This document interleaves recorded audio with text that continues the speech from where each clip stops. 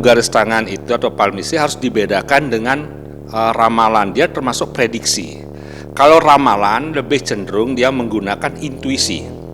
Tapi kalau garis tangan memang itu adalah sebuah prediksi. Jadi ada alur-alur pengetahuan yang sudah dianalisa oleh kecerdasan-kecerdasan praktisi-praktisi dari zaman dahulu. Jadi beda. Jadi kalau ilmu garis tangan itu memang ada pakemnya, istilahnya begitu. Jadi garis tangan itu kan sebenarnya berhubungan dengan pusat saraf manusia, berhubungan dengan hal-hal yang lainnya. Jadi sebenarnya garis-garis tangan itu bisa saja muncul karena adanya hal-hal tertentu yang mempengaruhi alam bawah sadar seseorang. Kemudian di garis tangan itu juga tersimpan yang namanya akashic record. Apa sih akashic record? Adalah pengetahuan atau sancita karma dari masa lalu yang tergores di garis tangan ini. Makanya di garis tangan itu nanti akan ada namanya garis takdir dan garis kehidupan atau garis nasib. Takdir tidak bisa dirubah, tetapi nasib masih bisa diperbaiki. Dan itu tertuang semua di garis telapak tangan. Kalau masalah keakuratan, jadi apapun setiap keilmuan itu tidak ada 100% akurat. Tetapi keilmuannya itu ada. Jadi ini ya, saya akan ambilkan contohnya. Ini adalah keilmuan garis tangan. Baik, saya jelaskan dulu yang ingin belajar atau apa. Kita harus ketahui bahwa ada keilmuan. Jadi garis tangan ini sebenarnya simbol-simbol planet ya kalau di keilmuan palmistry ya. Jadi simbol-simbol planet atau Jyotisa ya. Itu di sini adalah simbol bulan. Wah, di sini simbol bulan. Bulan itu berhubungan dengan kecantikan, keramahan, sudah itu bagaimana kita mempengaruhi orang lain, itu ada simbolnya di sini. Dan itu ada pakemnya. Lalu ada simbol Mars ya. Mars itu sekitar sini. Ini adalah simbol berhubungan dengan emosi, kemudian dengan semangat, dengan daya kreativitas. Tetapi simbol ini nanti kalau kita hubungkan antara simbol di sini dengan simbol di sekitar ini, itu akan berhubungan dengan keluarga. Jadi kalau di sini ada tanda yang bisa akan saya jelaskan berhubungan dengan keluarga, pasti dalam keluarganya sering panas, sering cekcok. Lalu bagaimana mengantisipasinya? Itu bisa kita ambil dari telapak tangan yang lagi satunya. Di sanalah gambaran solusinya. Contohnya permasalahan terjadi adalah di telapak tangan kanan. Solusinya ada di telapak tangan kiri. Begitu juga kebalikannya. Jadi yang Maha Kuasa itu sudah memberikan jawaban-jawaban atas solusi masalah Anda.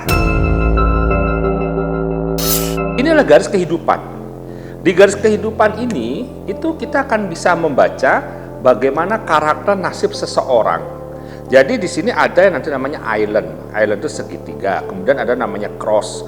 Nah, di sini kita bisa tahu kalau ada spot, di umur berapa spot itu. Nanti kelihatan kalau dia spotnya dianggap di umur 16 tahun sampai umur 18 tahun, itu pada umumnya ada kejadian-kejadian yang mempengaruhi kehidupannya. Ini garis kehidupan. Nah, ini garis kepala. Garis kepala itu adalah bagaimana menganalisa seseorang, cara dia berpikir. Apakah lebih aktif otak kanan atau otak kiri. Hebatnya lagi, keilmuan daripada palmistry ini, itu para jenius zaman dulu pun, dari India, dari Yunani, bahkan bisa dilihat Aristoteles, itu juga ahli daripada membaca garis tangan. Nah, kemudian ada namanya garis hati. Garis hati berhubungan dengan perasaan. Kita bisa lihat di sini, kita bisa pelajari di sini, namanya garis hati. Lalu ada namanya garis semu. Nah, garis semu itu di sini. Ini nggak main-main ini. Ini garis ini bisa berubah setiap 3 hari sekali, 6 hari, 6 minggu, maupun 6 bulan. Kalau garis-garis yang tipis-tipis ini menebal, artinya akan ada kejadian yang luar biasa yang akan mendekati sebagai pemilik garis tangan ini. Garis tangan yang ini tidak berubah. Ini namanya garis tangan mayor. Garis tangan mayor ini nggak berubah. Yang berubah itu garis tangan yang kecil-kecil ini. Ini yang berubah. Kalau garis tangan ini adalah garis tangan, ibaratnya garis tangan karma atau karma ya, atau sancita. Itu tidak akan bisa berubah yang ini. Jadi yang saya maksudkan adalah titik-titik garis yang ini, yang 3 hari, 3 minggu, 6 bulan, itu yang berubah. Kita menggunakan kaca pembesar. Biasanya diperbesar, kelihatan kok garis ini berubah ini sini. Berubahnya dalam artian menebal dan menipis. Kalau dia menipis, kalau dia menebal, ada kejadian dalam beberapa hari ke depan. Di ilmu yang saya pelajari, ilmu palmistry, jangan kemudian takut-takuti baru garis tangannya pendek, kemudian orang tuh umurnya pendek. Tidak. Garis tangan pendek itu nanti akan dihubungkan dengan namanya garis tangan bumi, garis tangan air dan sebagainya ya. Itu kembali ke karakter garis tangannya. Tebalannya seberapa, kemudian garis tipisnya seberapa. Jadi jangan takut-takuti baru garis tangannya pendek, umurnya pendek. Tidak ada begitu. Sekarang begini, maksudnya gini loh, garis tangan pendek di mana dulu?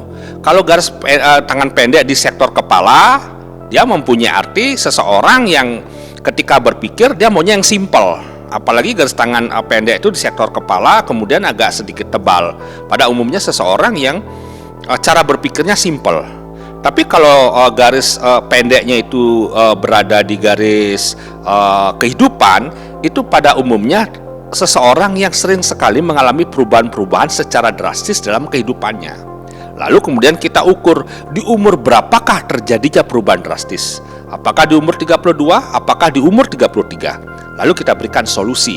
Solusinya dari mana? Dari telapak tangan yang lagi satunya. Kalau permasalahannya di tangan kiri, solusinya berada di tangan kanan. Setiap manusia itu selalu diberikan kesempatan yang sama untuk memperbaiki diri. Cuma kita perlu solusi. Contoh begini, ada hitungan ketika kita katakan dalam 3 bulan ke depan atau dalam 6 bulan ke depan itu garis tangannya kurang begitu menguntungkan. Otomatis dia kan bisa waspada dong. Gunanya kita mengetahui ini adalah untuk memasang strategi. Kita berbisnis, dalam minggu ini bagus apa tidak. Kalau memang kurang bagus, ya uangnya kan bisa didepositokan dulu, uangnya bisa disimpan dulu. Atau kemudian seseorang yang cocoknya dari garis tangannya, modelnya garis tangan api. Kemudian dia mengambil pekerjaan yang berhubungan dengan elemen-elemen yang tidak sesuai, kan berbahaya. Jadi sebenarnya ini adalah bagian daripada sebuah strategi, kisi-kisi ke depannya. Jadi bukannya menakutkan, jadi garis tangan itu bukan menakutkan, tetapi justru menjadi bagian daripada strategi bisnis, strategi politik, dan strategi yang lainnya untuk mencapai goal sebuah keinginan. Garis kesehatan juga sangat berpengaruh ya. Garis kesehatan itu kelihatannya di telapak tangan dan di balik ya. Jadi di balik telapak tangan itu bisa kita melihat atau mewaspadai. Jadi ada 6 acuan untuk melihat kesehatan seseorang. Dan ketepatannya pun sangat luar biasa sekali. Tidak ada namanya garis sempurna, pasti ada kelemahan. Pasti ada kelemahan. Ya. Nah, terkadang yang nampaknya sempurna justru terkadang orang-orang itu terlena. Contoh, saya berapa kali menangani orang yang bermain saham ya, itu dia merasa selalu berhasil, selalu gol. Kemudian dia tidak sadar bahwa dunia itu seperti bola. Pada saat garis tangannya tuh pada tahun tertentu dia kurang bagus dan dia terpancing menghabiskan semua modal-modal yang dia dapatkan, habis. Jadi sesungguhnya strategi itu kapan kita jatuh, kapan kita bangkit. Jadi kalau yang garis tangannya bagus, saya lihat sih hampir 90% memang akan terjadi bagus. Tapi waspada, pada saat Anda mengalami hancur, pada saat Anda mengalami tahun-tahun ketidakberuntungan dan Anda berani bermain spekulasi yang besar, habis Anda. Dan nantinya Anda mulai lagi dari nol. Itu gunanya mempelajari garis tangan. Sama kayak seseorang yang mempunyai bakat. Oke, sekarang garis tangannya dia garis tangan orang sukses, garis tangan orang kaya. Tetapi kalau dia nggak mau berusaha, dia nggak mau bekerja, ya sama aja bohong. Oke, ada garis tangannya dianggap kurang baik atau kurang mujur. Tetapi ketika dia mencari kawan-kawan, tim yang mempunyai garis tangan yang baik, otomatis dia akan terangkat. Atau dia mempunyai strategi yang lainnya. Jadi sebenarnya mau garis tangan mujur, garis tangan ini atau garis tangan kecerdasan luar biasa, kalau kita nggak mau belajar nggak ada gunanya. Jadi harus ada keseimbangan antara keistimewaan daripada garis tangan, kemudian usaha kita, dan doa. Awalnya saya meragukan, tetapi kemudian saya sangat meyakini ketika sampai saya pada level master, saya percaya, wow, ternyata dahsyat banget ya. Dahsyat banget. Ketepatannya hampir 90%. Saya tidak mengatakan 100% loh, tapi 90% saya yakin tepat. Kalau memang bisa meramal, lalu saya ini bagaimana? Apakah saya tidak meramal diri saya sendiri? Iya. Makanya saya ketika saya banyak menghadapi masalah, saya agak santai karena saya tahu itu akan saya hadapi. Baik masalah dalam ekonomi, rumah tangga, dan lain sebagainya. Saya santai-santai aja. Buktinya apa? Ya memang itu harus terjadi. Yang bisa kita lakukan adalah meringankan masalah tersebut, tapi tidak bisa menghindarinya. Pesan saya adalah manusia itu kan selalu berharap, dan hebatnya manusia seperti yang saya katakan tadi, bahwa permohonan doa yang luar biasa, yang khusus, yang kusyuk itu bisa mengabulkan atau merubah keadaan seseorang. Kita harus percaya dengan adanya keajaiban. Kembali seperti saya katakan tadi, nasib pasti bisa diperbaiki, takdir itu sudah pasti.